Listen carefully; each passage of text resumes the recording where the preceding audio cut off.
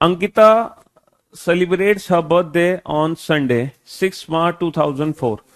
भैया 6 मार्च 2004 को अपना बर्थडे उसने सेलिब्रेट किया। उस दिन क्या था? संडे था। तो अगली बार अपना जन्मदिन रविवार को फिर से कब मनाएगी? अच्छा एक बात बताओ, अगर आप सोच रहे हैं लीप ईयर को रिपीट होने में लगते हैं 28 साल, और 2004 और 28 2032, और 2032 ऑप्शन ही नहीं है, यहां तो कुछ डिफरेंट ऑप्शन है। तो मेरे दोस्त यहां पर पूरा का पूरा कैलेंडर रिपीट होने के लिए नहीं बोल रहा, वो पूरा का पूरा कैलेंडर रिपीट होने के लिए नहीं कह रहा, सिर्फ और सिर्फ एक पर्टिकुलर डे, सिर्फ एक पर्टिकुलर डे। यानी कि 6 मार्च 2004 को, क्वेश्चन बड़ा आसान है कि अगर 6 मार्च 2004 को संडे था, तो दोबारा संडे किस डेट को, किस ईयर को आएगा? 6 मार्च वाले दिन। ठीक है, पूरा का पूरा कैलेंडर रिपीट नहीं करना, सिर्फ पर्टिकुलर एक दिन, और एक दिन तो लीप ईयर और नॉर्मल ईयर का सेम हो सकता है। तो हमें हर इंडिविजुअल ऑप्शन को चेक करना होगा, और जिसके बीच में ऑड डेज की वैल्यू कितनी निकले? 0, बस उसी दिन संडे होगा। अगर मैं 2008 लेता हूं यहां पे, तो क्या ऑड डेज की वैल्यू 0 बनेगी? 2004 और 2008 कितने साल का अंतर? 4 साल का अंतर। लीप ईयर कितने बीच में? 4 और 1 5। ऑड डेज की वैल्यू 0 नहीं बनी। ये कैलकुलेशन डायरेक्ट होगी, पेन पेपर की जरूरत नहीं है इसके लिए। 2009 को लो, अगर मैं यहां पे 2009 लेता हूं, ऑड डेज की वैल्यू कैलकुलेट करना, कितने साल का अंतर? 5 साल का अंतर। बीच में लीप ईयर कितने? हाँ जी, एक लीप ईयर। 5 और 1 6। क्या ऑड डेज की वैल्यू 0 बनी? नहीं बनी, ये भी गया। अगर मैं 2010 लेता हूं, कितने साल का अंतर? 6 साल का अंतर। 6 साल को ऑड डेज में कैसे कन्वर्ट करोगे? Years plus leap year. कितने लीप ईयर हैं? 2004 2008। 2004 लीप ईयर माना जाएगा? नहीं, क्योंकि 6 मार्च है, फरवरी पहले ही निकल चुकी है। तो बीच में कितने लीप ईयर? 6 और 1 7 का मतलब 0। तो अंकिता दोबारा संडे को अपना बर्थडे जो सेलिब्रेट करेगी वो 2010 में करेगी। 2010। कोई डाउट, कोई कंफ्यूजन? तो ये रिपीटेशन ऑफ कैलेंडर का क्वेश्चन नहीं है, ये पर्टिकुलर डे को रिपीट करने की बात कर रहा है। ठीक है, पूरी साल को रिपीट करने की बात नहीं कर रहा। कभी कभी एग्जाम में हम कंफ्यूज हो जाते हैं, है ना, और हड़बड़ाहट में अगर यहाँ पे 2032 आंसर होता तो 2032 लगा देते, जबकि 2032 में भी रिपीट होगा, लेकिन उससे पहले 2010 में ही आ जाएगा। 2032 का तो पूरा कैलेंडर ही सेम होगा 2004 से। पहले फर्स्ट प्रेफरेंस देंगे ना, पहली बार कब रिपीट हो रहा, पहली बार। ठीक है, चलिए next. Kapil is 365 days older than Krishna. Kapil Krishna से 365 दिन बड़ा है। वाइल सुदेश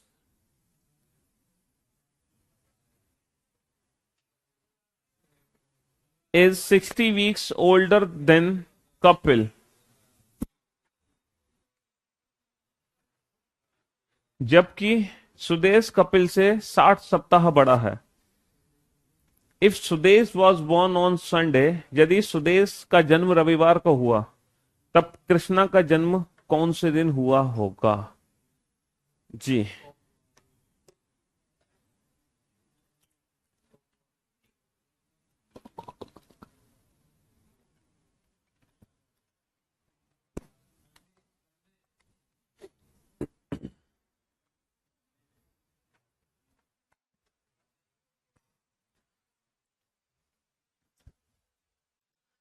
हाँ जी, ये मत सोचना कि कैलेंडर में कुछ ऐसा है जो आपने नहीं पढ़ा है, अभी और पढ़ना बाकी। आप सब पढ़ चुके हो, है ना। आपको जो सीखना था वो सब सीख चुके हो, बस उसको यूज करना। ठीक है, जो आपने सीखा है, जो आपने शक्तियां ली हैं, ठीक है, उन शक्तियों को हाँ अप्लाई करना आना चाहिए एग्जाम में। जानते आप सब कुछ हो, ऐसा नहीं कि आप नया सीखोगे। एक का एक कंसेप्ट, एक का एक चीज हम ऑलरेडी डिस्कस कर चुके हैं इस चैप्टर में। कपिल कृष्णा से 365 दिन बड़ा है।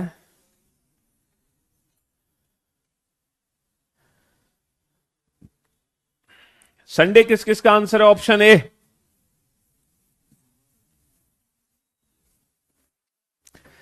मंडे,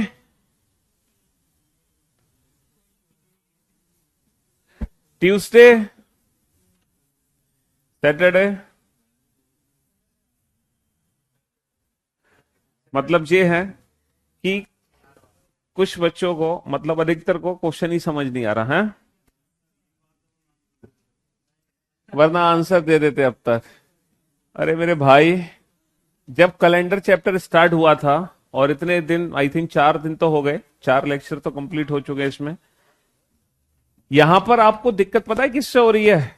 365 दिन से और 60 सप्ताह से, है ना? अरे मेरे भाई, आपको ये नहीं पता कैलेंडर में 365 दिन को हम छोटा करके लिख सकते हैं एक। 365 का मतलब क्या है? एक ही तो है। अगर कोई व्यक्ति आपसे 365 दिन बड़ा है तो वो सिर्फ एक ही दिन बड़ा है, क्योंकि 365 में कितने ऑड डेज होंगे? एक ऑड डे होंगे। तो दिन में सिर्फ एक ही दिन का फर्क आना है, 365 दिन का फर्क नहीं आना। ठीक है? तो 365 मत समझो, इसका मतलब कपिल कृष्णा से एक दिन बड़ा है बस, क्योंकि 365 का मतलब कैलेंडर में होता है एक। और 60 सप्ताह का मतलब, 60 सप्ताह का मतलब 0, यानी कि सुदेश कपिल से बड़ा ही नहीं है, सुदेश कपिल के बराबर ही है। यानी कि जिस दिन सुदेश पैदा हुआ उसी दिन कपिल भी पैदा हुआ, क्योंकि कपिल और सुदेश के बीच में कितने ऑड डेज हैं? 0। तो जिस दिन सुदेश पैदा हुआ उस दिन कपिल भी पैदा होगा। सुदेश कब पैदा हुआ? सुदेश कब पैदा हुआ? संडे को। तो कपिल भी कब पैदा होगा? संडे को, क्योंकि कपिल और सुदेश के बीच में ऑड डेज कितने हैं? 0 हैं। कोई दिक्कत? अरे बोलो। नहीं। अब ये बताओ, कपिल पैदा हुआ संडे को, और कपिल कृष्णा से एक दिन बड़ा है। बड़ा कौन है? कपिल कृष्णा। बड़ा कौन है? छोटा कौन है? तो कैलेंडर में हम बड़े से जा रहे हैं छोटे पर, और जब बड़े से छोटे पर जाते हैं तो कैलेंडर में आगे जाते हैं पीछे? पीछे। बहुत बढ़िया। एक की डेट ऑफ बर्थ है 1990, एक डेट ऑफ बर्थ है 1980, एक 1980 और एक 1990। ठीक है, ये दो डेट ऑफ बर्थ हैं। इनमें से बड़ा कौन है? 80 वाला, 90 वाला? 80 वाला। तो जब बड़े से छोटे व्यक्ति पर जाते हैं कैलेंडर में, तो आगे जाते हैं पीछे? जब बड़े से छोटे पर जाएंगे तो फ्यूचर की भी जाएंगे ना, फ्यूचर। ठीक है, तो जब बड़े से छोटे पे जा रहे हैं तो कैलेंडर में हम जा रहे हैं आगे, पीछे नहीं जा रहे भाई। कपिल बड़ा है, कृष्णा छोटा है। बड़े से छोटे पे जा रहे हैं तो कैलेंडर में हम जा रहे हैं आगे, और आगे जाने पर निकाल गए ऑड डेज को क्या करते हैं? प्लस। तो संडे में क्या करना है? +1, यानी कि मंडे। अरे कृष्ण, कपिल संडे को पैदा हुआ, उसके अगले दिन कृष्णा पैदा हुआ मंडे को। तो जो संडे को पैदा हुआ वही तो एक दिन बड़ा होगा, और मंडे वाला एक दिन छोटा होगा। तो कृष्णा कब पैदा होगा? मंडे को। था किसी का आंसर? हाँ जी। तो बात है नहीं।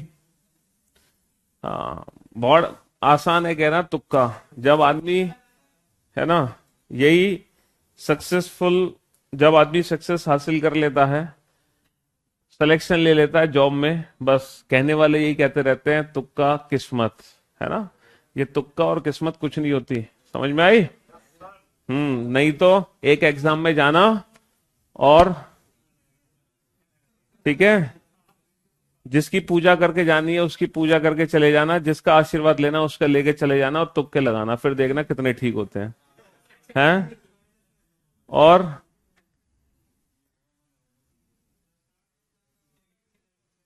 चलिए नेक्स्ट।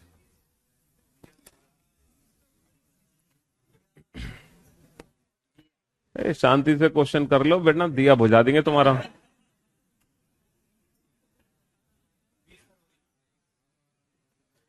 ये बड़ा आसान सा क्वेश्चन और कई बार एग्जाम में आया है।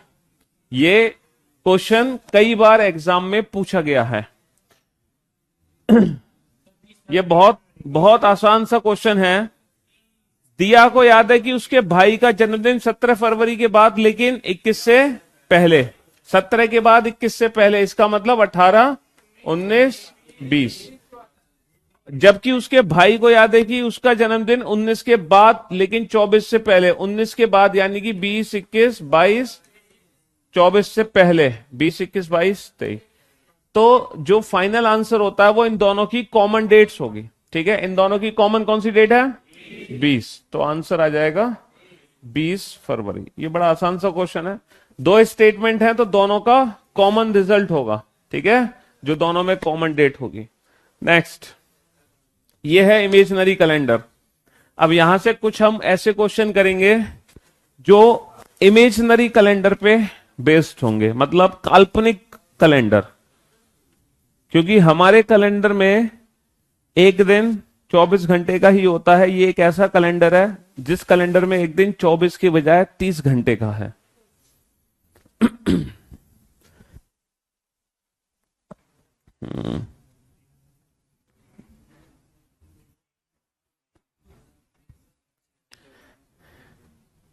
इनके सबके सॉल्यूशन लिख लेना, क्योंकि ये वाली पीडीएफ आपके ग्रुप पे अपलोड करा दी जाएगी। बुक में होंगे कुछ क्वेश्चंस हैं। हाँ जी, ये बुक की एक्सरसाइज में मिलेंगे कुछ क्वेश्चन, सारे नहीं मिलेंगे लेकिन वहां पर।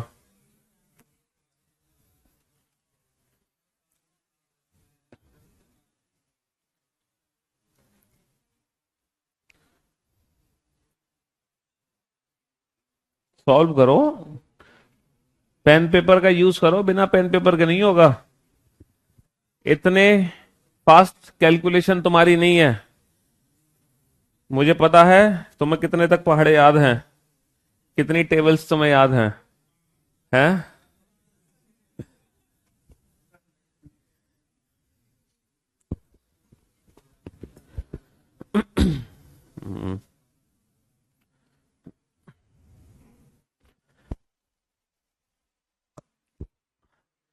देखो, आज की क्लास में जो क्वेश्चंस कैलेंडर के मैं आपको कराऊंगा, आपका आंसर आए ना आए, आंसर आना एक अलग बात है। फर्स्ट चीज कि आपको सिर्फ क्वेश्चन की लैंग्वेज समझ आ जाए, मतलब क्वेश्चन एग्जैक्टली कहना क्या चाह रहा है, सॉल्व कैसे करना है, आंसर क्या आएगा, वो बात अलग है। आपको सिर्फ क्वेश्चन की लैंग्वेज समझनी है कि एग्जैक्टली क्वेश्चन हमसे कहना क्या चाह रहा है। ठीक है, तो किस किस को क्वेश्चन की लैंग्वेज समझ आ गई?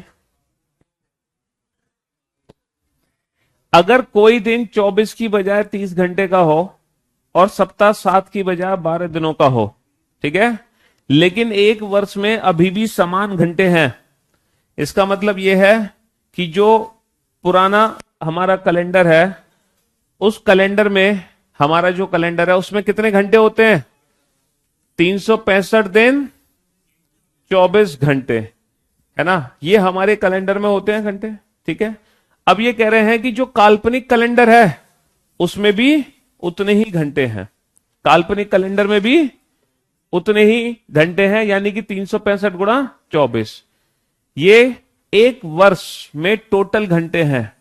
और ये किस वर्ष में है टोटल घंटे? जो हमारा काल्पनिक कैलेंडर है उसके ये टोटल घंटे हैं 365 गुणा 24। ठीक है, अब जो नया कैलेंडर बना है काल्पनिक कैलेंडर, उसके एक वीक में टोटल कितने घंटे हैं? क्या आप मुझे बता सकते हो? एक वीक में टोटल कितने घंटे हैं? एक वीक 7 के बजाय कितने दिन का है? 12 दिनों का है। और एक दिन में 24 घंटे नहीं है, कितने घंटे हैं? 30 घंटे हैं। एक दिन में कितने घंटे हैं? 30। तो एक वीक में टोटल इतने आवर्स हैं और एक साल में टोटल इतने आवर्स हैं। तो क्या आप बता सकते हो टोटल वीक्स की वैल्यू कितनी होगी? कुछ करना ही नहीं है, टोटल आवर्स में जो एक वीक में आवर्स हैं उसका भाग कर दो, तो टोटल वीक्स की वैल्यू निकल आएगी। भाई एक सप्ताह में इतने घंटे हैं और ये टोटल घंटे हैं, तो कुल कितने सप्ताह बन गए, कुल घंटे में एक सप्ताह में बने घंटे से डिवाइड कर दो। यही तो हुई कैलकुलेशन। बस अब ये छोटी सी कैलकुलेशन है। 12 दूनी 24 और 2 से 30 कट गया, 15 बार 365/15, 365/15 24.3, 365/15 24.3। आउट।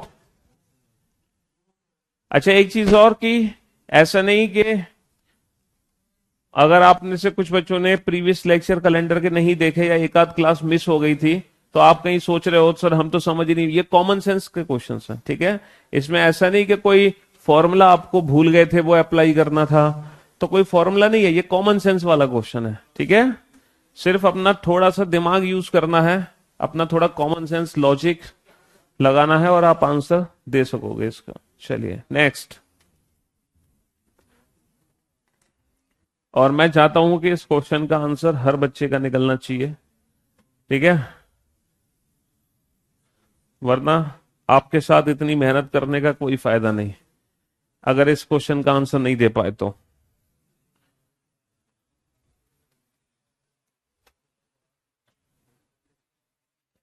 अगर सप्ताह 7 के बजाय 8 दिन का है, 8वां दिन बुधवार और गुरुवार के बीच में नया दिन है, 1 जनवरी 2025 को कौन सा दिन होगा यदि 1 जनवरी 2018 को सोमवार हो।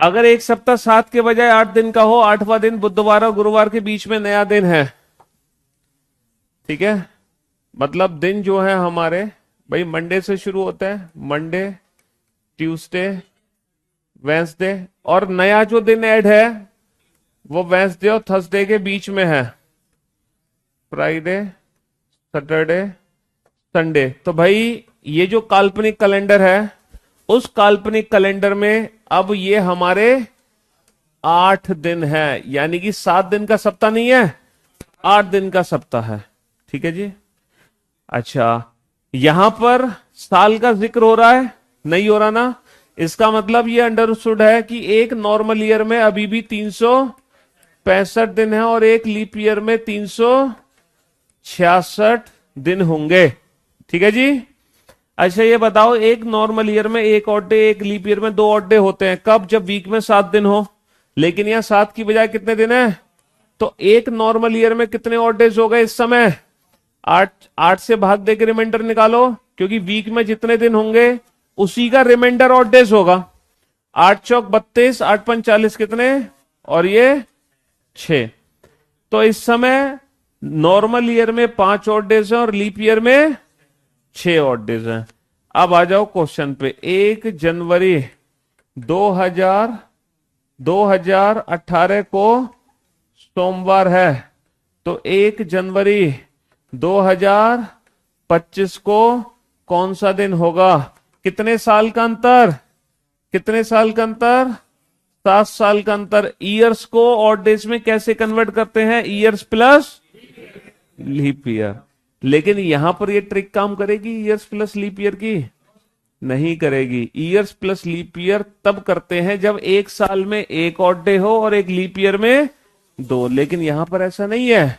तो यहां पर हमारा बेसिक कंसेप्ट काम आएगा, और बेसिक कंसेप्ट क्या है कि इन ईयर्स को लीप ईयर और नॉर्मल ईयर में तोड़ लो, बताओ 18 से 25 तक कितने लीप ईयर? 2 leap year. कितने नॉर्मल ईयर? 5 normal year. भाई 7 - 2 कितने नॉर्मल ईयर बचे? अब आप टोटल ऑड डेज कैलकुलेट कर सकते हो। कैसे कैलकुलेट कर सकते हो? एक लीप ईयर में कितने? 2 में कितने होंगे? 2 × 6। एक नॉर्मल ईयर में कितने? 5 में कितने होंगे? 5 × 5। तो 25 और 12 और 37 का मतलब, छोटा करो इसको। किससे भाग देके छोटा करोगे? किससे भाग देके? 8 से। 8 × 4 = 32। कितना बचा? फाइनली 5 और डेज आ गए। प्लस और माइनस? अब मंडे +5 करना है। Monday +1 Tuesday, Tuesday +1 Wednesday, Wednesday +1 new day. पहले +1 +1 +1, अब न्यू डे +1 थर्सडे, और थर्सडे +1। तो मंडे +5 करोगे तो क्या आएगा?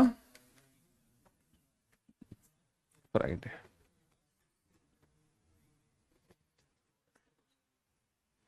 हाँ जी, ये था। ये क्वेश्चन सिर्फ तभी बनाया जा सकता है जब आपने कंसेप्ट के साथ चैप्टर को पढ़ा है।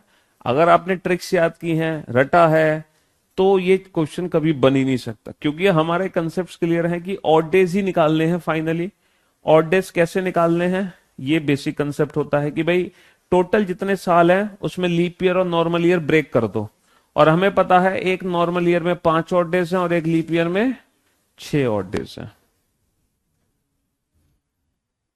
कोई डाउट? हाँ जी, बोलो। लीप ईयर 2 कैसे हुए? 2018 और 2025, इन दोनों में छोटा वर्ष कौन सा है? 18। क्या 2018 लीप ईयर है? नहीं है। इसके बाद आएगा 2019, क्या वो लीप ईयर है? नहीं है। फिर आएगा 2020, क्या वो लीप ईयर है? यस। अब हर 4 साल बाद लीप ईयर आएगा। 20 के बाद सीधा लीप ईयर आएगा 24, 24 के बाद बाहर। ठीक है, तो इसीलिए सिर्फ 2 लीप ईयर हैं, 20 और 24। Next, next question.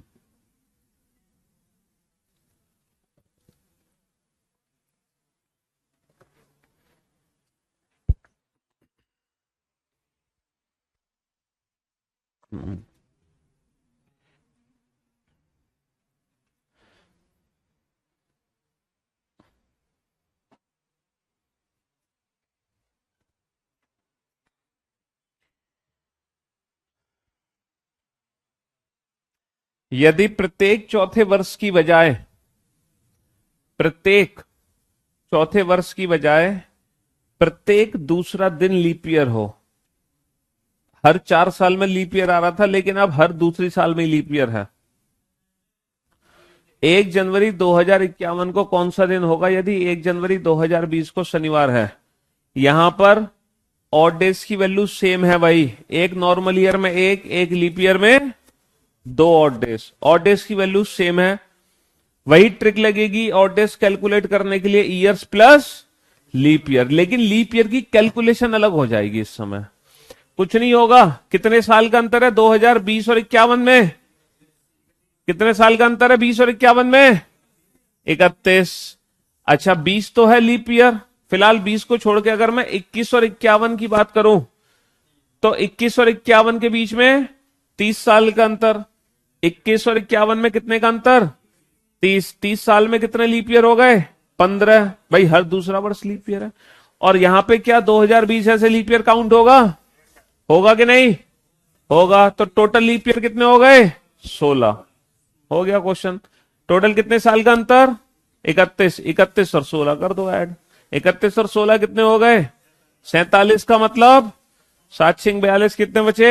5। Plus minus +5, +5 का मतलब -2, यानी कि -2, यानी कि ये तो विदाउट पेन वाली कैलकुलेशन थी। चलो अब देख लेते हैं क्वेश्चन को। 1 जनवरी 2020 को सैटरडे है। हमें कैलकुलेशन करनी है 1 जनवरी 2051 को कौन सा दिन होगा। ऑड डेज की वैल्यू होती है ईयर्स का डिफरेंस, 31 प्लस लीप ईयर। अब लीप ईयर की वैल्यू डायरेक्ट कैसे निकालेंगे, क्योंकि हर दूसरा वर्ष लीप ईयर है, तो हम 20 को छोड़ देते हैं, 21 मान लेते हैं। यहाँ पे 21 और 51 में 30 साल का अंतर है, 30 साल में 15 लीप ईयर हो गए, और यहाँ पे 2020 भी लीप ईयर है, तो टोटल लीप ईयर हो गए 16। बस इतना करना है इसमें। 31 और 16 47, 47 का मतलब 7 6 42, कितने बचे, 5 और डेज आ गए। कैलेंडर में आगे जा रहे हैं पीछे, आगे जाने पर +5, +5 का बेसिकली मीनिंग होता है -2, तो Saturday -2 Thursday, Thursday is the right answer.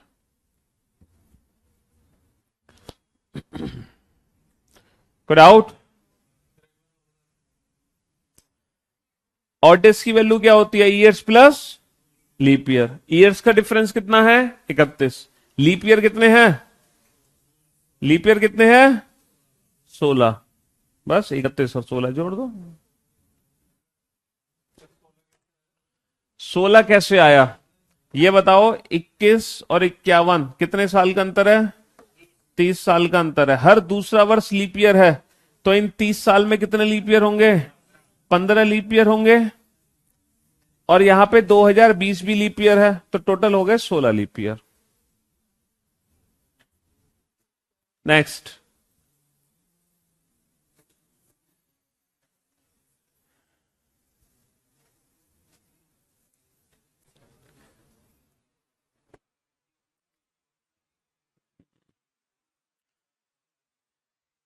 यदि सप्ताह में से रविवार को हटा दिया जाए, Monday, Tuesday, Wednesday, Thursday, Friday, Saturday, बस 6 दिन रह गए। कितने दिन रह गए, 6 दिन।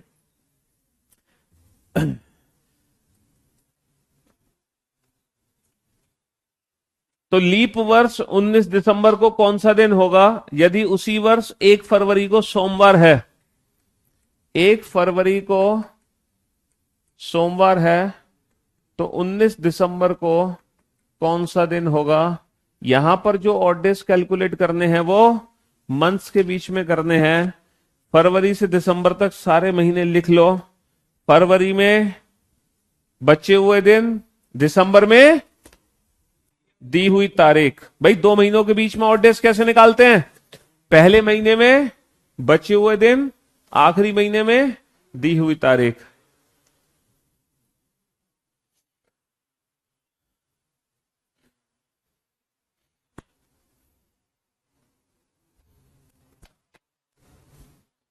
पहले महीने में बचे हुए दिन, आखिरी महीने में दी हुई तारीख। फरवरी में कितने दिन बचे हैं, 28। 29 तारीख की फरवरी है, लीप ईयर है, 28 दिन बचे हैं। 29 - 1, 28 दिन बचे हैं फरवरी में।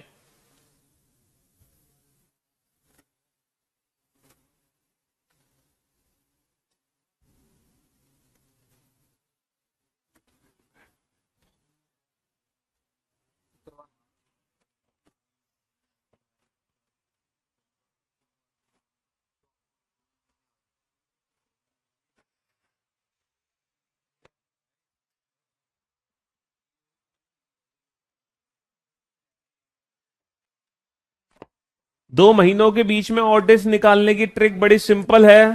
पहला महीना है फरवरी, मार्च, अप्रैल, मई, जून, जुलाई, अगस्त, सितंबर, अक्टूबर, नवंबर, दिसंबर।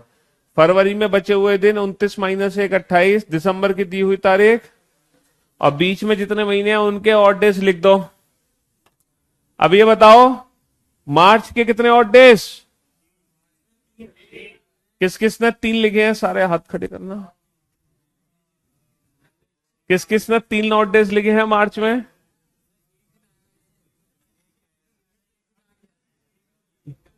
कह दो कि सर कितनी भी मेहनत कर लो हमारे साथ कोई फायदा नहीं है, इतना सिखाने का है।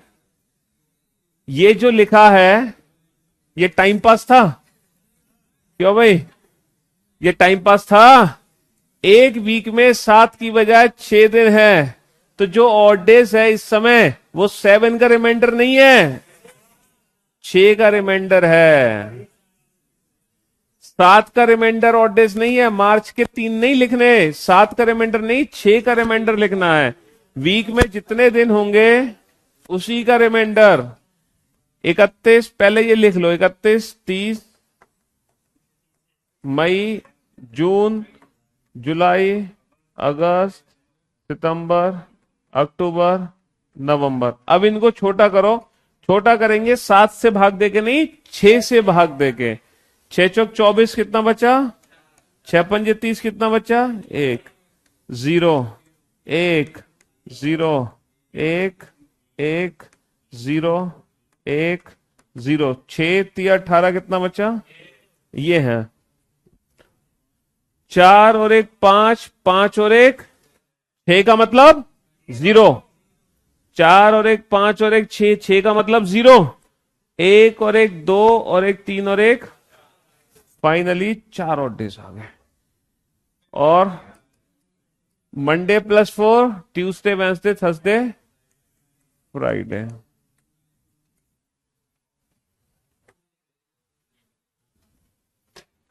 ठीक है, तो यहां पर यही ध्यान देना था कि मंथ के बीच में ऑड डेज पूछे थे, लेकिन वो रिमाइंडर ऑफ 7 नहीं, रिमाइंडर ऑफ 6 होगा।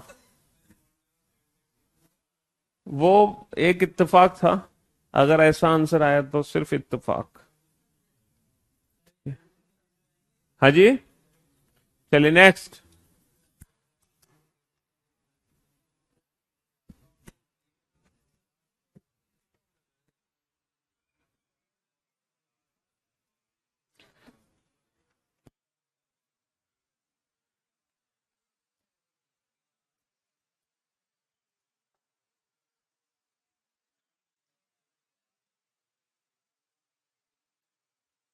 यदि 365 दिन की बजाय एक वर्ष 400 दिन का हो और एक लीप वर्ष 450 दिन का हो, नॉर्मल ईयर में कितने दिन हैं, 400, और लीप ईयर में कितने दिन हैं, 450। सप्ताह में कितने दिन हैं, 7 ही दिन है। तो ऑड डेज क्या होगा, रिमाइंडर ऑफ कितना आया, 7 का शेषफल, 7 पंजे 35, बचे 5 7 49, कितना बचा, 7 6 42, 3 7 चौक 28, कितना बचा। यानी कि कोई फर्क नहीं पड़ा। ये सिर्फ आपको डराया गया कि एक साल में 400 दिन और एक लीप वर्ष में 450, लेकिन हमें उससे कोई फर्क नहीं पड़ा। क्यों नहीं पड़ा, क्योंकि अभी भी एक नॉर्मल ईयर में एक ऑड डेज है और एक लीप ईयर में 2 ऑड डेज है, जो पहले होते थे अभी भी है। तो चाहे साल में कितने भी दिन हो, उससे कोई लेना देना नहीं है। क्वेश्चन क्या पूछा है, यदि वर्ष 2021 के पहले दिन, पहला दिन मतलब 1 जनवरी 2021 को कौन सा है, थर्सडे, तो वर्ष 2031 के पहले दिन क्या होगा, तो 1 जनवरी 2031 को कौन सा दिन होगा। ऑड डेज की वैल्यू कैसे निकालोगे, years plus years plus years plus leap year, यही तो ऑड डेज होते हैं।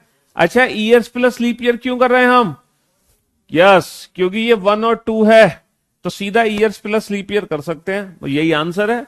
10 और 2 12 का मतलब प्लस और माइनस, आगे जा रहे हैं, +5 कर दो, यानी कि -2, और थर्सडे -2, ट्यूसडे।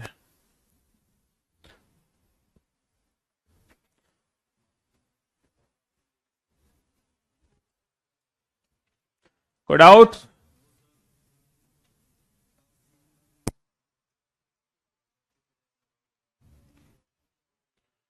तो यहां पे सिर्फ ये डराने के लिए था, 400 450, ये नॉर्मल क्वेश्चन है जैसे सारे क्वेश्चन थे। नेक्स्ट, हाँ जी, कौन सा वाला, ये तो नॉर्मल क्वेश्चन है, ये भूल जाओ। 400 और 450 से कोई लेना देना नहीं है, सिर्फ ये क्वेश्चन है कि 1 जनवरी 2021 को थर्सडे है, तो 1 जनवरी 2031 को क्या होगा। और ईयर्स का जब डिफरेंस होता है तो ऑड डेज कैसे निकलते हैं, ईयर्स प्लस लीप ईयर। तो 10 और 2 12, 12 का मतलब 5, क्योंकि 7 का शेषफल कितना होगा, 5 और थर्सडे +5 कर दो ट्यूसडे। चलिए, एक कंपनी में सभी सोमवार और रविवार को छुट्टी थी, सारे संडे मंडे ऑफ। यदि एक माह सोमवार से शुरू हुआ और वो 31 दिन का था तो कितनी छुट्टी हो गई भाई साहब?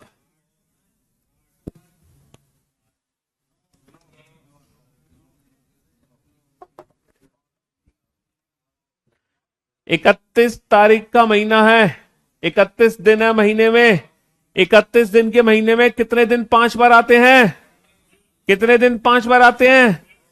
पहले 3 दिन 5 बार आते हैं 31 तारीख के महीने में। पहला दिन क्या है? पहला दिन मंडे, दूसरा ट्यूसडे, तीसरा।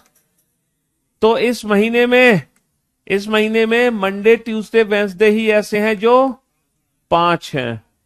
मंडे ट्यूसडे वेंसडे ही 5 हैं, बाकी सब कितने हैं? 4। तो इस महीने में सभी मंडे और संडे की छुट्टी है। तो मंडे कितने हैं इस महीने में? लेकिन संडे कितने हैं इस महीने में? संडे 5 नहीं होंगे, क्योंकि मंडे ट्यूसडे वेंसडे ये 3 दिन है 5, बाकी सारे दिन कितनी बार आएंगे?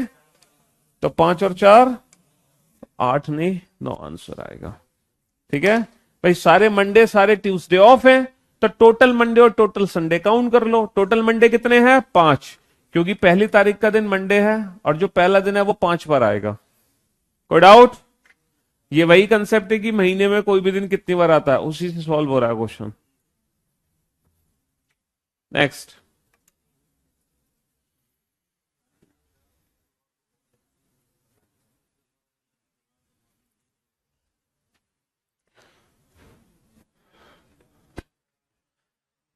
अनिल एक जगह पर शुक्रवार को पहुंचा। ओके, फ्राइडे पहुंचा वो। क्या पता चला उसको?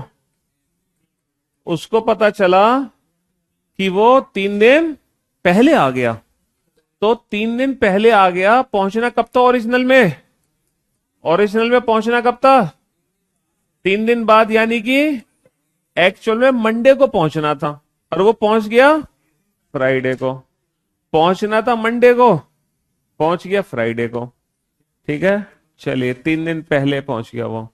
यदि वह आने वाले रविवार को वहां पहुंचता, यदि वह आने वाले रविवार को वहां पहुंचता, यानी कि फ्राइडे की जगह संडे को पहुंचता, तो वह कितने दिन लेट या पहले पहुंचता? हाँ जी, वो 1 दिन पहले पहुंच जाता। ठीक है भाई, संडे को भी पहुंचा तो भी 1 दिन पहले पहुंच गया ना, पहुंचना था मंडे को। हाँ बताओ।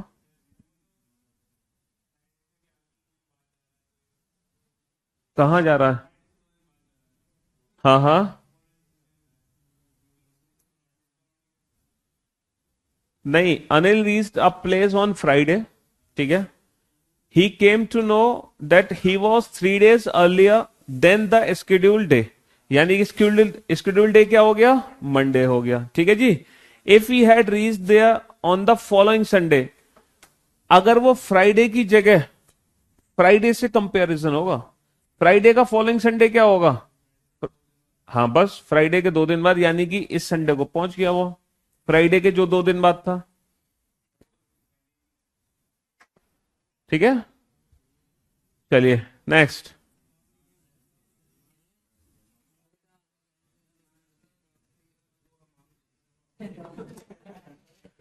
हाँ जी,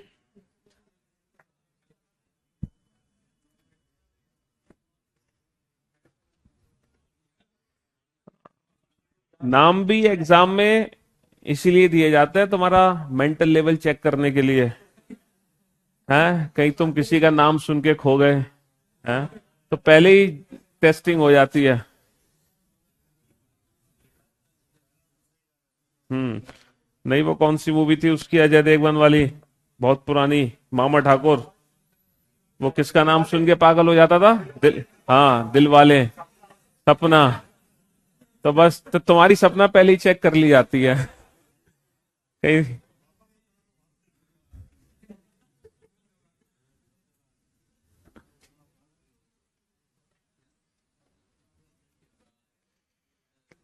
मानुषी को याद है कि चित्रा का जन्मदिन 10 जुलाई के बाद परंतु 17 से पहले था। 10 के बाद 17 से पहले यानी कि 11 से 16 के।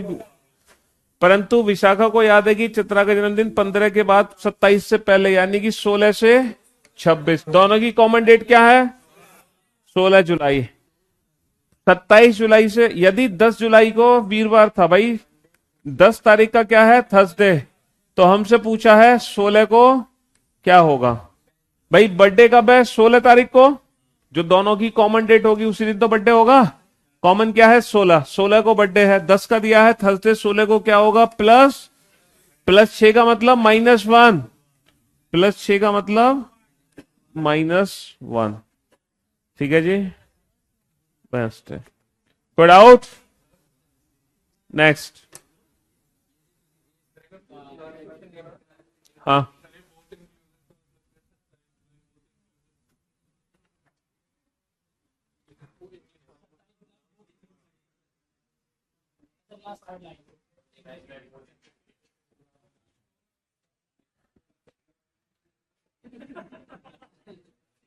वो हिंदी में नहीं लिखा हुआ 15 के बाद। हाँ, उसको ये हटा दो, कोई फायदा नहीं।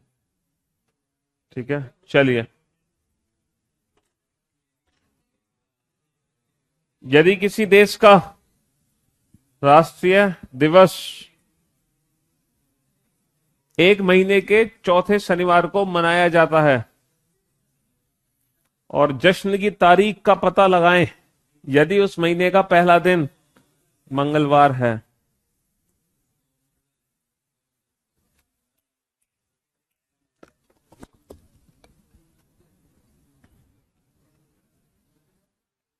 यस,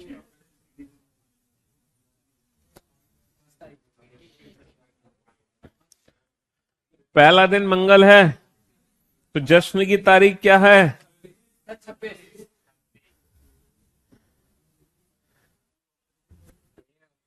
सेलिब्रेट कब हो रहा है? Fourth Saturday. सेलिब्रेट कब हो रहा है? फोर्थ। तो पहला सैटरडे कब आया ये तो पता लगाओ, फिर चौथा सैटरडे भी पता चल जाएगा। भाई 1 तारीख को मंगलवार है, 2 को बुधवार होगा, 3 को गुरुवार होगा, 4 को शुक्रवार होगा, 5 को।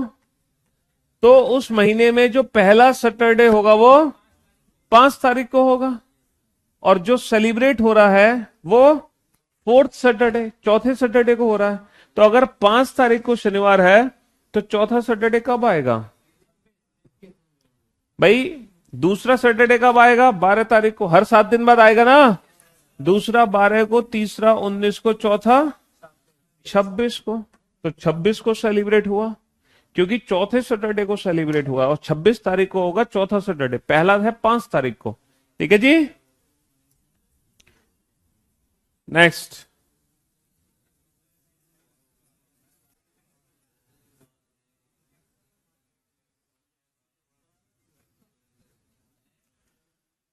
$1895 में एक लीप वर्ष, ये लीप हटा दो यहां से। 1895 वर्ष में एक्स वर्ष के समान कैलेंडर है।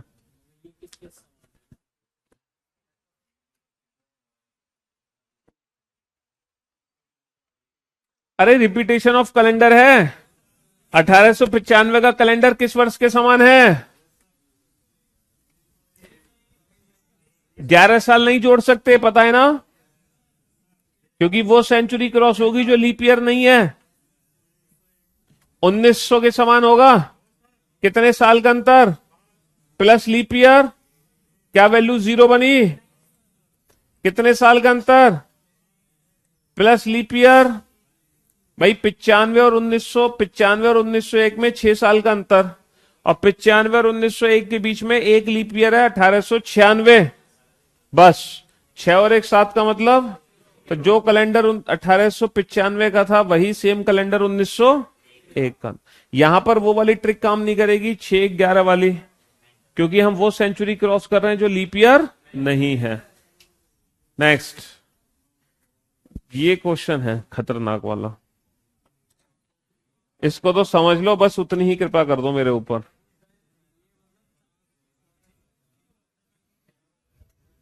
मन में पढ़ो, मन में। जैसी फीलिंग्स यहां डालोगे ना क्वेश्चन पढ़ के समझने की, वैसे ही एग्जाम में होगी। और एग्जाम में तो बोल पाओगे नहीं, तो वहां फिर अगर आप घर पे तैयारी करते हैं क्वेश्चन को बोल बोल के पढ़ने की, और एग्जाम में आपको बोलने को मिलेगा नहीं, तो आप डिप्रेशन में आ जाओगे, एक प्रेशर में आ जाओगे अलग तरीके के। तो जो एग्जाम में प्रैक्टिस बनेनी है वही घर पे प्रैक्टिस करनी है, क्वेश्चन को मन में पढ़ना है।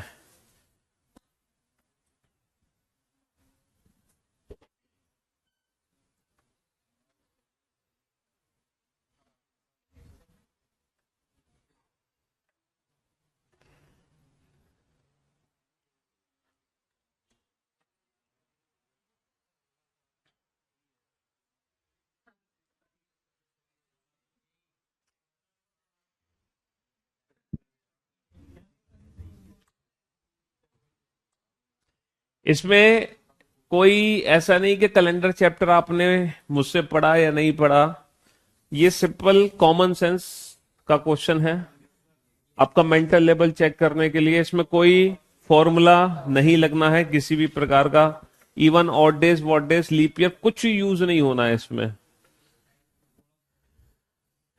और मुश्किल से 10 सेकंड का क्वेश्चन है, अगर क्वेश्चन समझ आ जाए तो। 10 सेकंड का क्वेश्चन है, सिर्फ 10 सेकंड का।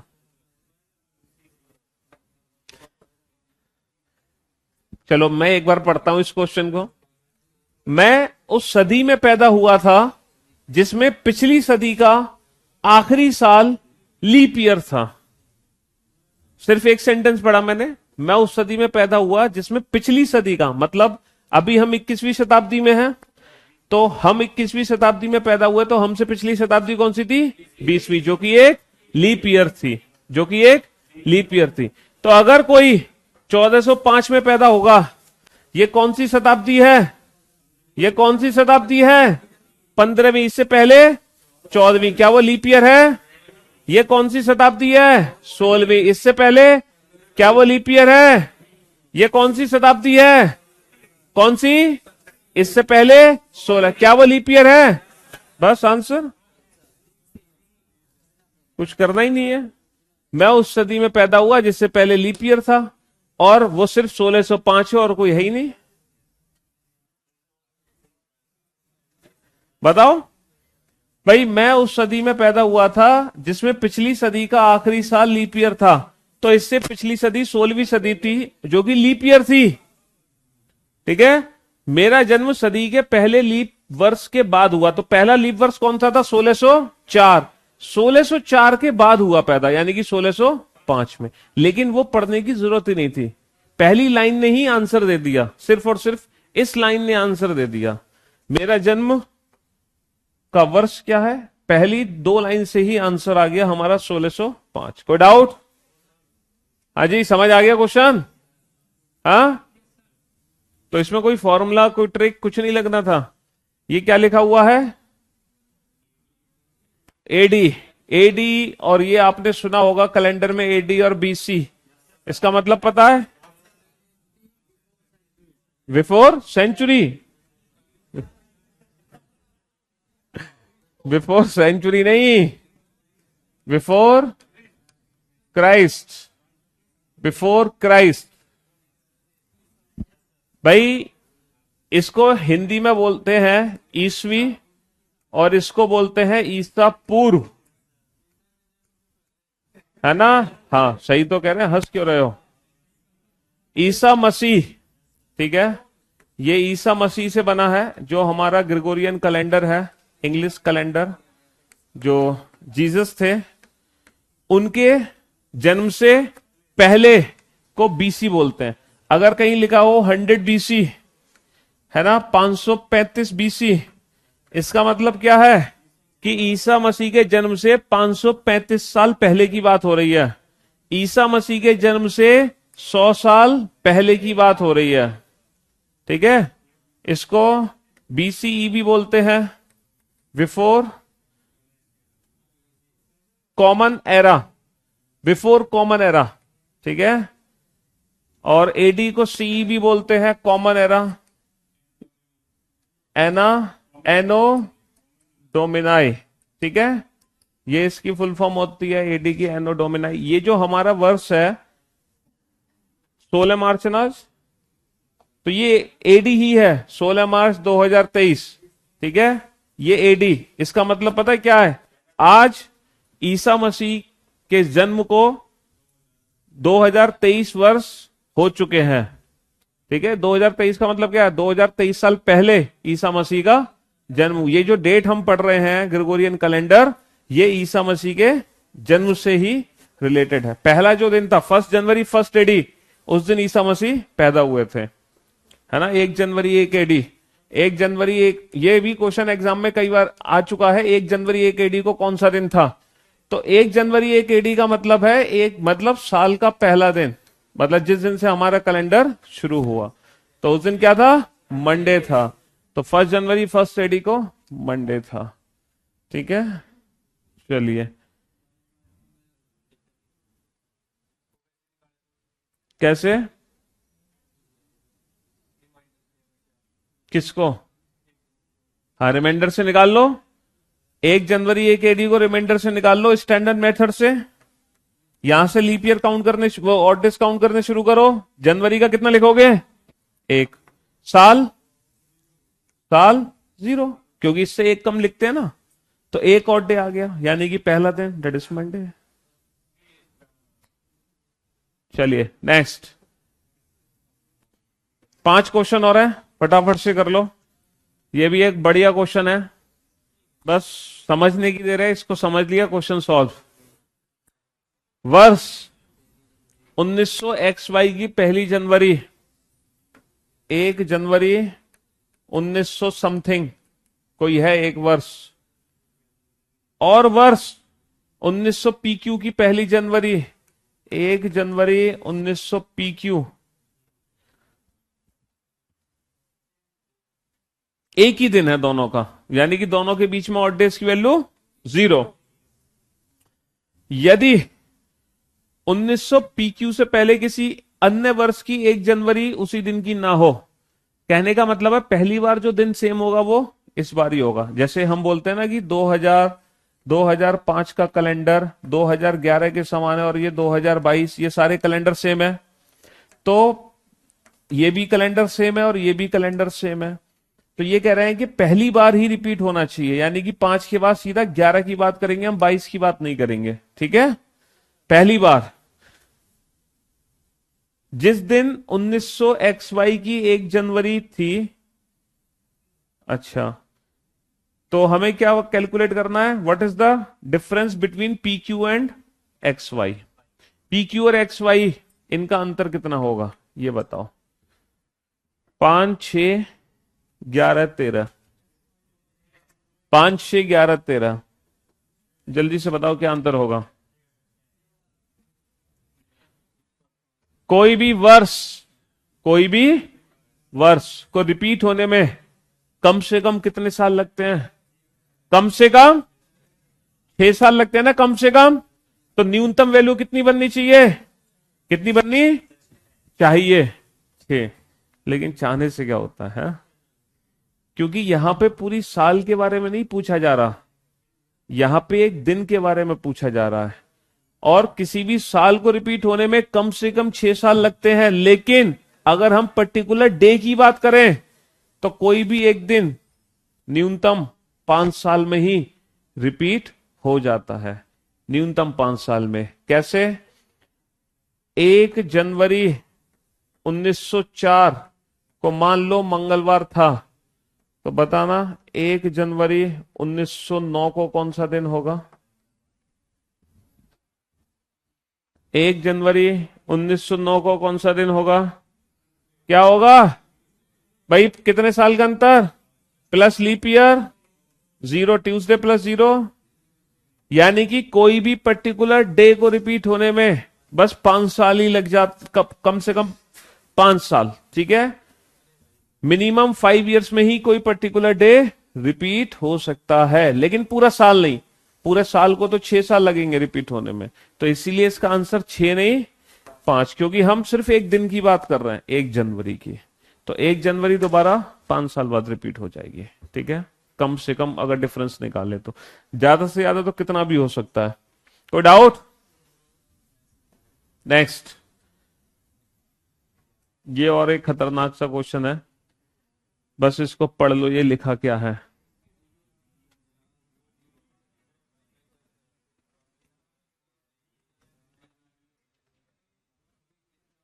आइए,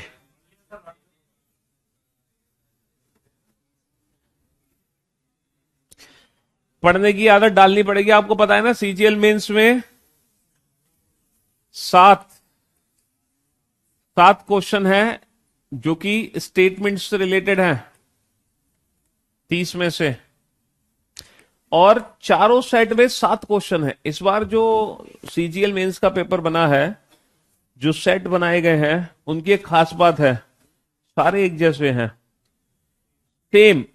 जो 30 क्वेश्चन पहले सेट में है, सेम वही 30 क्वेश्चन दूसरे सेट में है, सेम। बस फर्क सिर्फ इतना है, डिजिट चेंज कर दी, अल्फाबेट चेंज कर दिए, लॉजिक वही, अप्रोच वही, कंसेप्ट वही। कोडिंग डिकोडिंग का, नंबर कोडिंग का एक क्वेश्चन आया है, और वही क्वेश्चन चारों सेट में है, जिसमें क्या करना है, उनके अपोजिट अल्फाबेट के प्लेस की वैल्यू को ऐड करो, और ऐड करके टोटल नंबर ऑफ लेटर्स की वैल्यू ऐड कर दो। और यही सेम क्वेश्चन चारों सेट में, एक जैसा क्वेश्चन, इसी सेम लॉजिक पे।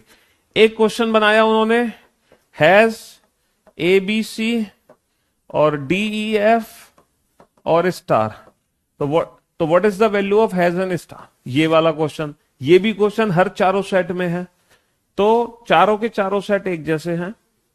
और एक और चीज, एक भी क्वेश्चन इलॉजिकल पैटर्न पे बेस्ड नहीं है। और उन्होंने साफ साफ लिखा है, जैसे हमने वो पढ़ा था ना कोडिंग डिकोडिंग चैप्टर, तो उसमें कुछ इलॉजिकल टाइप क्वेश्चन हमने कराए थे, तो उन्होंने साफ उस लॉजिक पे लिख दिया कि ऐसा लॉजिक हमें सोचना ही नहीं है इस तरीके से। ऐसे ही नंबर वाले क्वेश्चन में जो एनालॉजी के क्वेश्चन होते हैं, तो कभी कभी क्वेश्चन में हम लॉजिक क्या बना देते हैं एनालॉजी में, अगर इलॉजिकल पैटर्न से हम देखते हैं, तो हम 7 और 2 को ऐड करके 9, 8 और 2, तो यहां पर भी उन्होंने साफ साफ मना किया हुआ है कि हमें इसको 72 को 72 ही कंसीडर करना है, 72 कंसीडर। तो जो भी है, पेपर एकदम लॉजिकल बना था, ठीक है, कोई भी लॉजिकल क्वेश्चन नहीं, सारे क्वेश्चन सही थे। तो 7 क्वेश्चन उन्होंने स्टेटमेंट वाले दिए। इन स्टेटमेंट्स में जो भी एनालिटिकल रीजनिंग के क्वेश्चन है वो सारे हैं, और डेटा सफिशिएंसी का एक क्वेश्चन है जो कि सीटिंग अरेंजमेंट से रिलेटेड था। लेकिन क्वेश्चन इतने आसान थे जिसकी कोई हद नहीं, बस पेशेंस क्वेश्चन को पढ़ने का। 3-3, 4-4, 5-5 लाइन के क्वेश्चन थे, समझ लो, बस क्वेश्चन पढ़ना है और कुछ नहीं करना। क्वेश्चन पढ़ा नहीं, आंसर आया नहीं, क्वेश्चन बहुत आसान थे। तो इसलिए पेशेंस चाहिए थोड़ा सा क्वेश्चन को पढ़ने का, ठीक है। हाँ जी, मंडे तो ऐसे आंसर दे रहे हो, ऐसे क्वेश्चन भी समझ लिया, सॉल्व भी कर लिया है। यहां तो बात हो रही है सिर्फ क्वेश्चन को पढ़ने की, पढ़ पा रहे हो कि नहीं। तुमने तो आंसर भी दे दिया।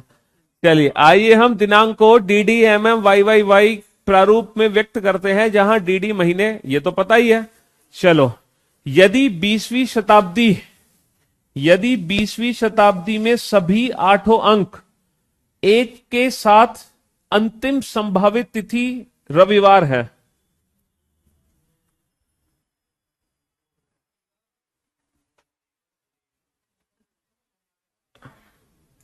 सभी 8 अंकों के साथ अंतिम संभावित तिथि रविवार है, if the last possible date in the 20th century with all 8 digits being odd. अच्छा, सभी 8 अंक विषम, सभी 8 अंक विषम होने चाहिए। कहने का मतलब यह है कि 20वीं शताब्दी की, पहले तो आप ये बताओ 20वीं शताब्दी की आखिरी तारीख क्या है? आखिरी तारीख क्या है? 31 दिसंबर 2020, ये 20वीं शताब्दी की आखिरी तारीख है। अब आप लोग वो आखिरी तारीख बताओ 20वीं शताब्दी की, वो तारीख बताओ आखिरी, ठीक है, जिसमें ये 8 की 8 डिजिट ऑड हो। जैसे कि ये तो ऑड है, ये भी ऑड है, ये भी ऑड है, लेकिन ये इवन है। सॉरी, हाँ 2000, हाँ 31 दिसंबर 2000। अब आप इस 20वीं शताब्दी की वो डेट बताओ, लास्ट वो डेट जिसमें ये सारी की सारी डिजिट्स क्या होनी चाहिए, ऑड होनी चाहिए। ये ऑड है, ये ऑड है, ये भी ऑड है, लेकिन ये इवन हो गई, ये भी इवन है, ये भी सब इवन है। वो तारीख बताओ जिसमें सारी के सारे नंबर्स क्या हो, ऑड हो, और वो लास्ट डेट होनी चाहिए, उसके बाद कोई वैसी डेट नहीं बननी चाहिए। वो डेट कौन सी हो सकती है? अच्छा एक बार बताओ, यहां से शुरू करते हैं। 2000 तो हमें चेंज करना ऑब्वियस सी बात है, यहां पे तो 2 ले ही नहीं सकते, ऑड बनाने के लिए इसको क्या लेना पड़ेगा, और लास्ट है तो ये 1999, क्योंकि लास्ट है। ठीक है, नेक्स्ट यहां पर क्या लेना पड़ेगा, 2 की जगह, भाई 3 तो ले नहीं सकते, 13 महीने तो होते नहीं है, तो 11 लास्ट डेट। अब बताओ यहां पे है कौन सी डेट होगी, 29, डेट क्या होगी 19 के बाद की कोई भी डेट नहीं है जिसमें दोनों डिजिट हमारी ऑड हो। बताओ कोई ऐसी डेट 19 के बाद की जिसमें दोनों डिजिट ऑड हो, दोनों डिजिट हमारी ऑड होनी चाहिए। कोई ऐसी डेट है 19 के बाद जिसमें दोनों डिजिट ऑड है? ना 20, 21, 22 कोई नहीं है, क्योंकि 2 आ रहा है ना स्टार्टिंग में, वो इवन है। 30 में 0 इवन नंबर आएगा, 0 एज ए इवन काउंट होगा। ठीक है, तो 30 नहीं ले सकते। 31 इसलिए नहीं ले सकते क्योंकि ये महीना नवंबर में 30 ही दिन होते हैं। तो ये 20वीं शताब्दी की वो लास्ट पॉसिबल डेट है जिसमें सारी डिजिट्स क्या है, जिसमें सारी डिजिट्स क्या है, ऑड है। ये 20वीं शताब्दी की वो आखिरी डेट है जिसमें सारी डिजिट ऑड है। अब क्या है 21वीं शताब्दी, तो सप्ताह का कौन सा दिन 21वीं शताब्दी की सभी 8 अंकों वाली सभी 8 अंकों वाली कौन सी हो, हिंदी में थोड़ा सा यहां पे, बीइंग इवन, सभी 8 अंक सम वाली पहली तारीख। तो भाई पहली तारीख है, ये 0 ले लिया, 1 तो ले नहीं सकते, 2 ले लिया। अच्छा ये 0 ले लिया, 1 तो ले नहीं सकते, 2 ले लिया। और 21वीं शताब्दी है 2001 से शुरू हो गई, तो 1 नहीं ले सकते, लेकिन यहां पे 2002। तो ये क्वेश्चन बन गया सीधा सीधा कि 19 नवंबर 1999 को क्या है, 19 नवंबर 1999 को क्या है, कौन सा दिन दे रखा है, संडे। तो हमसे पूछा है 2 फरवरी 2002 को कौन सा दिन होगा। बेसिकली रेफरेंस कैलेंडर का क्वेश्चन है जो काफी घुमा फिरा के पूछा गया। क्वेश्चन सिर्फ इतना है कि 19 नवंबर 1999 को अगर रविवार है तो 2 फरवरी 2002 को कौन सा दिन होगा। ठीक है अब तो कैलकुलेट कर ही सकते हैं। नेक्स्ट, यदि किसी वर्ष, हाँ जी किसको, 19 क्वेश्चन है, हाँ जी ये तो बना ही नहीं है, तुम देख ही गलत रहे हो। डेट तो बनी है 19 नवंबर 1999।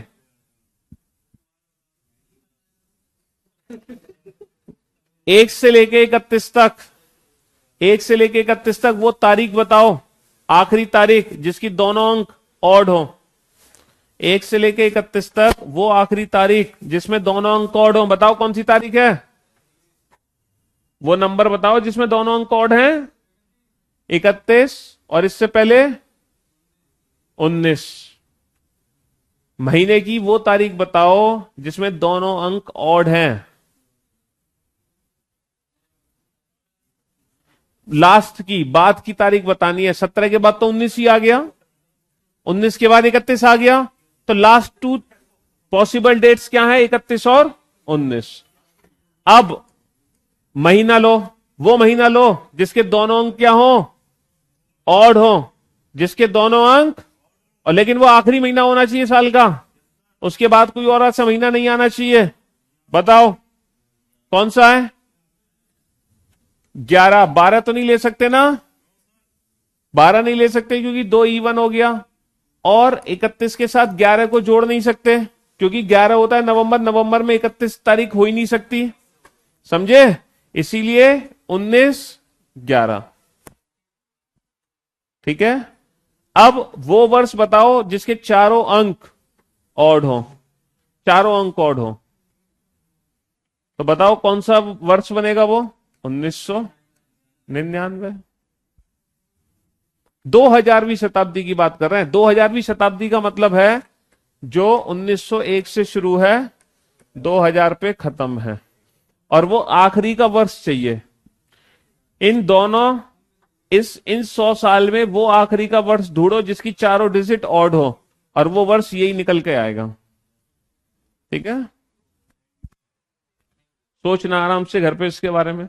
यदि किसी वर्ष, 3 क्वेश्चन और हैं, शांति से इनको कर लो, फिर कल से नया चैप्टर शुरू करेंगे और वो कल ही बताएंगे। हाँ, यदि किसी वर्ष के अक्टूबर के महीने में ठीक 4 सोमवार हैं और 4 शुक्रवार हैं, कोई वर्ष है अक्टूबर में 4 मंडे हैं और 4 ही फ्राइडे हैं, ठीक है जी, तो उस वर्ष के 20 नवंबर को सप्ताह का कौन सा दिन होगा? अब आप बताओ 20 नवंबर को कौन सा दिन होगा? 20 नवंबर को कौन सा दिन होगा? देखो, 20 नवंबर और 20 अक्टूबर के बीच में ऑड डेज कैलकुलेट कर लो। 20 नवंबर और 20 अक्टूबर के बीच में कितने ऑड डेज होंगे? अक्टूबर में 1 अक्टूबर का दिन पता करो। 1 अक्टूबर, हाँ, अक्टूबर में कितने दिन बचे? 31 - 1। नवंबर में दी हुई तारीख 30 और 20 50 का मतलब 1, इनके बीच में 1 ऑड डेज है। अब आप ध्यान से सुनना मेरी बात। अगर 20 नवंबर को संडे है, अगर 20 नवंबर को संडे है, तो 1 अक्टूबर का दिन क्या होगा? Sunday -1, Sunday -1। अगर 1 अक्टूबर को मंडे है, सॉरी, अगर 20 नवंबर को मंडे है तो 1 अक्टूबर को संडे। अगर ट्यूसडे है तो मंडे, और अगर वेंसडे है तो ट्यूसडे।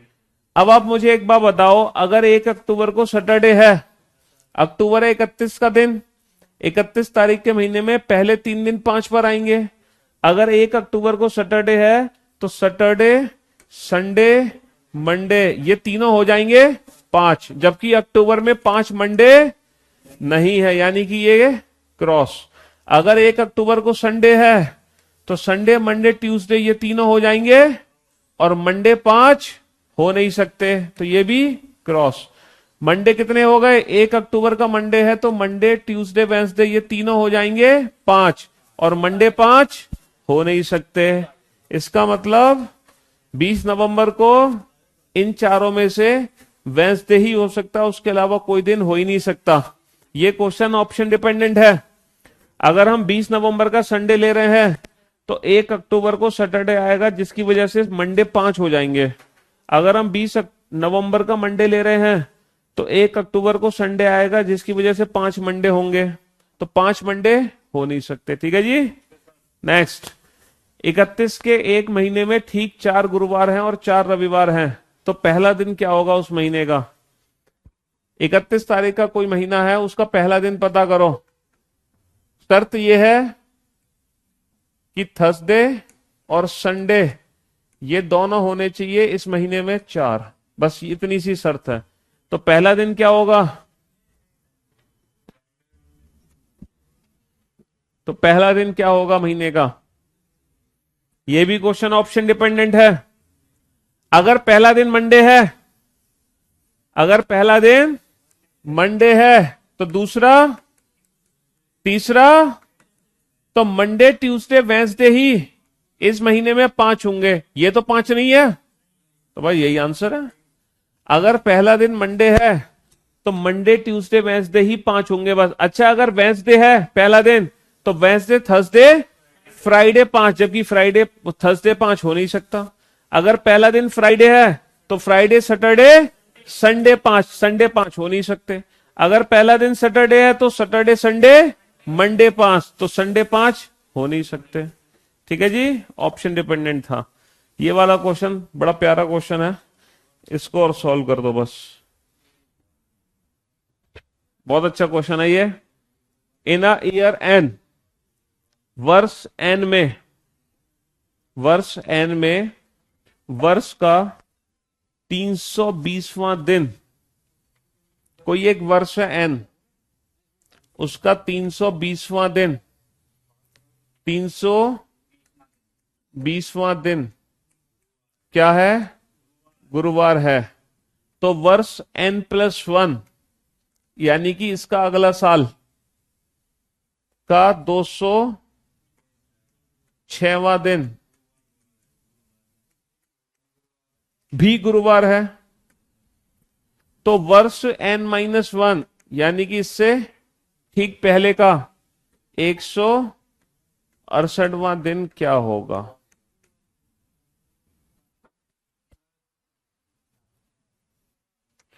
चलो मैं ही समझा देता हूं, आप घर पे समझना इस क्वेश्चन को।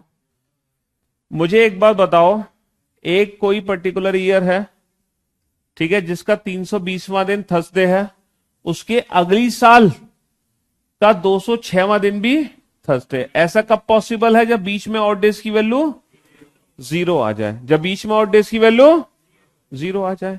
ये पहला वर्ष है, ये अगला वर्ष है, तो इसके पूरे कितने दिन कंसीडर कर रहे हैं हम? 206 का मतलब कितने ऑड डेज?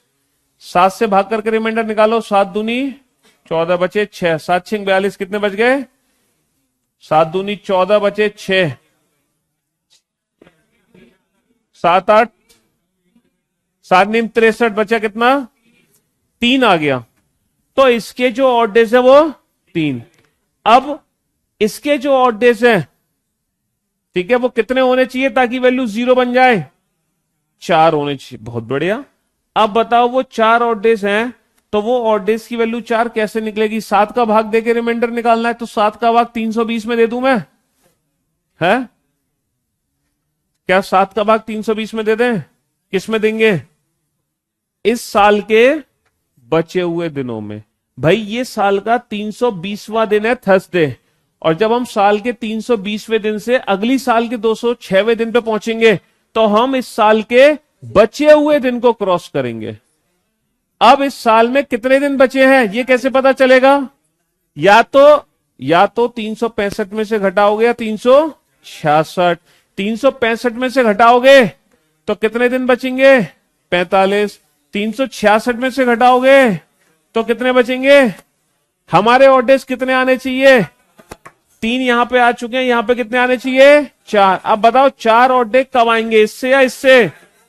है 46 से। इसका मतलब ये एक 100% लीप ईयर है। ठीक है जी। अब आ जाओ यहां पर, ठीक है, ये हमें पता चल गया लीप ईयर है। तो अब n-1 से n तक टोटल ऑड डेज की वैल्यू निकालो। अब बचे हुए दिन किस में लेंगे हम? 168वां दिन दे रखा है, ठीक है, 168वें दिन से 320वें दिन तक पहुंचना है, तो इसमें क्या लेंगे हम? बचे हुए दिन। अब बचे हुए दिन के लिए इसको कितने में से घटाएंगे? 365 या 66? 66 में से क्यों नहीं? क्योंकि ये लीप ईयर है, इससे ठीक पहले नॉर्मल ईयर ही होगा। तो 365 में से अगर मैं 168 को घटा दूं तो कितना बचा? 15 - 8 7 97, और इसके आ जाएंगे 300, टोटल 320, 197। तो टोटल कितने आ गए? 7 11 5 7 7 49 7 21, कितना बचा? 6 बचा। अब ये बताओ कैलेंडर में पीछे जा रहे हैं, तो पीछे जाने पर क्या करेंगे? -6। -6 का मतलब +1 यानी कि फ्राइडे।